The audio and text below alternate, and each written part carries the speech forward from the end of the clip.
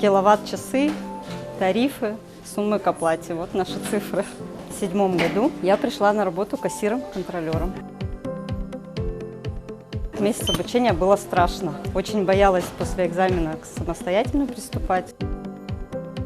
Кассир, в первую очередь, стрессоустойчивость. Ситуации бывают разные. Внимательность обязательно. Вот такая напряженная работа у нас. Коллектив хороший, все между собой дружат, общаются. Помогает семья отвлекаться от работы. У меня муж тоже раньше работал в нашей сфере, и 3 детей. Старший сын учится уже во 2 курсе, и 2 малышей.